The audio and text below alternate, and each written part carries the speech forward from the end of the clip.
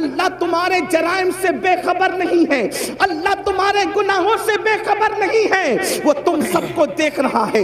اللہ اکبر۔ اور جب وہ نس پکڑ کر، وہ رگ پکڑ کر فرشتہ حرکت دیتا ہے تو زمین پر زلزلے کے جھٹکے نمودار ہوتے ہیں۔ اللہ اکبر۔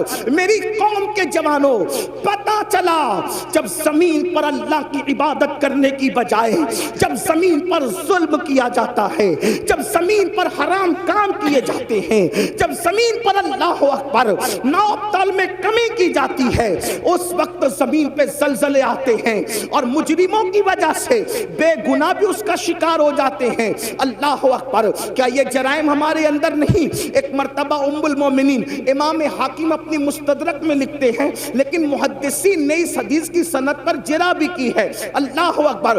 بعض محدثین نے جرح کی، امام حاکم نے اس کو صحیح کہا، لیکن میں امام حاکم کی جو ہے وہ صحت کی بات کو سامنے رکھ کر بالکل نصیحت کے طور پر یہ بات پیش کرتا ہوں۔ ایک مرتبہ ایک جوان ام المومنین سیدہ عائشہ صدیقہ کے پاس آیا۔ کون عائشہ صدیقہ؟ مفتی چار ملت۔ کون عائشہ صدیقہ؟ جس کے بستر پہ قرآن نازل ہوتا ہو۔ کون عائشہ صدیقہ؟ سینکڑوں صحابہ اور ہزاروں تابعین جس کے شاگرد ہوں۔ ان سے پوچھا امی جان یہ بتائیں کہ زلزلے کیوں آتے ہیں، زلزلے آنے کی وجہ کیا ہے؟ تو ام المومنین نے اس کی طرف سے چہرہ پھیر لیا۔ چہرہ پھیرنے کی وجہ یہ تھی کہ زلزلہ آنے کی وجہ اتنی نازک بیان کرنا چاہتی تھی کہ اس کے سامنے بیان نہیں کرنا چاہتی تھی۔ بیک گراؤنڈ حدیث کا یہی بیان کر رہا ہے۔ پوچھنے والے نے پوچھا تو اس کو بیان نہیں فرمایا، یعنی جب اس نے سوال کیا تو چہرہ پھیر لیا۔ لیکن اللہ اکبر، پھر حضرت عبداللہ نے پوچھا امی جان آپ بتائیں کہ زلزلہ کیوں آتا ہے اور زلزلہ آنے کی وجہ کیا ہے؟ تو اس وقت ام المومنین نے ان کو جواب دیا، حضرت عبداللہ کو جواب دیا، عبداللہ زلزلہ آنے کی وجہ یہ ہے جب عورتیں اس نیت سے گھر سے خوشبو لگا کر کے نکلتی ہے کہ لوگ ان کے حسن کے فریب میں مبتلا ہو جائیں، ان کی طرف راغب ہو۔ خوشبو لگا کر کے عورتیں اپنے گھروں سے اس لیے نکلتی ہے کہ لوگ ان کے فتنے میں مبتلا ہو۔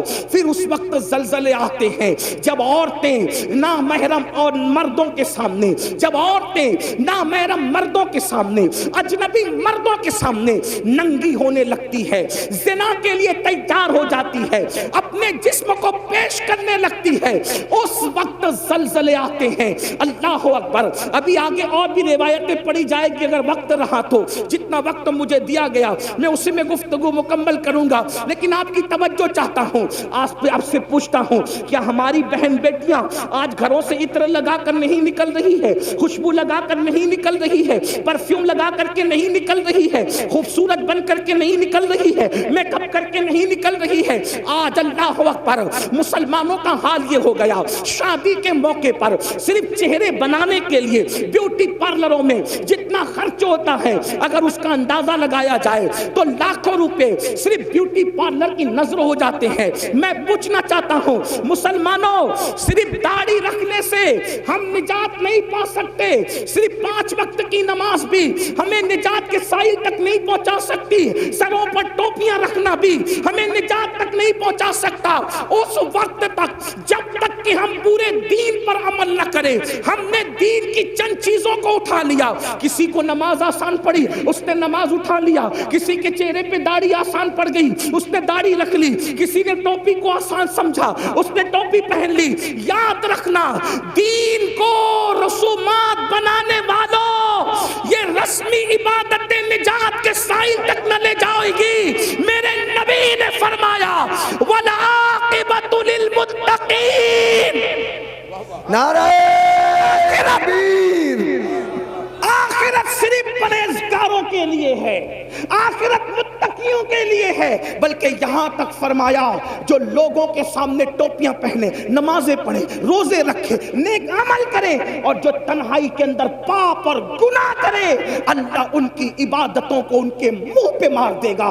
خدا کو ایسی عبادتوں کی کوئی حاجت نہیں ہے، میرا اللہ حاجت اور ضرورت سے پاک ہے، اسے کسی کی عبادت کی ضرورت نہیں ہے، وہ بے نیاز ہے۔ مسلمانوں بتاؤ تو صحیح، اللہ اکبر، ہماری بیٹیاں ब्यूटी पार्लरों में जाए, हमारी बेटियां खुशबू लगाए, हमारी बेटियां अजनबी मर्दों के सामने नंगी हो जाए। अब कुछ लोग सोचते होंगे कि ये मौलवी ये बात क्यों कर रहा है कि बेटियां नंगी हो जाए। मैं कहता हूं सिर्फ कपड़ा उतारना ही नंगापन नहीं है। अगर दूसरी हदीस पर नजर डालें तो जरा अपने आप में डूब के सोचे कि कितनों की बेटियां नंगी है। बड़ी माजरत के साथ सफेद रेश मेरे बुजुर्ग उलमा भी बैठे हैं, उनका अदब भी मेरे सामने है, लेकिन अगर इंजेक्शन न लगाएं, ऑपरेट न करें, ऑपरेशन न करें तो ये कौम हमें मिलती कहाँ है? जब हम मिंबर पे ना बोले तो कहाँ बोले? लोग कहते हैं इतनी ओपन तकरीर नहीं होना चाहिए। मैंने कहा जब लोग ओपन गुनाह कर रहे हैं तो ओपन इस्लाह करने का हमें हक नहीं?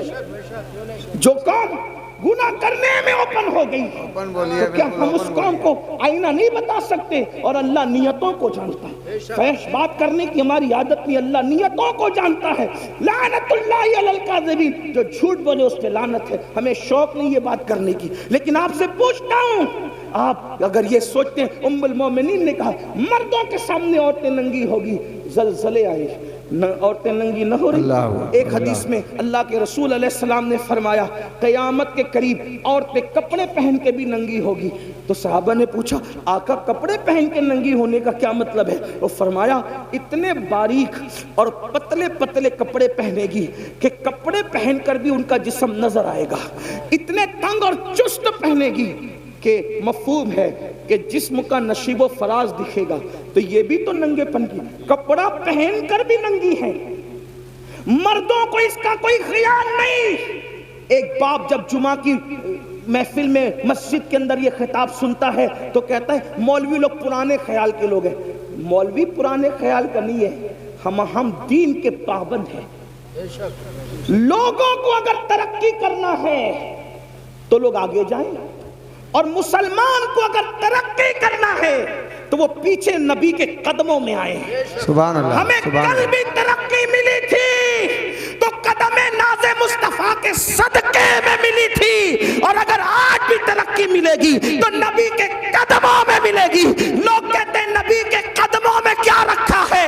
मैं कहता हूं जब माँ के कदमों में जन्नत है तो नबी के कदमों में क्या रखा है उसका अंदाजा आप खुद ही लगा सकते हैं। नारे तकबीर, नारे कदमों में जो है गैर का मुंह क्या देखे, कौन नजरों पे चढ़े देख के तलवार के।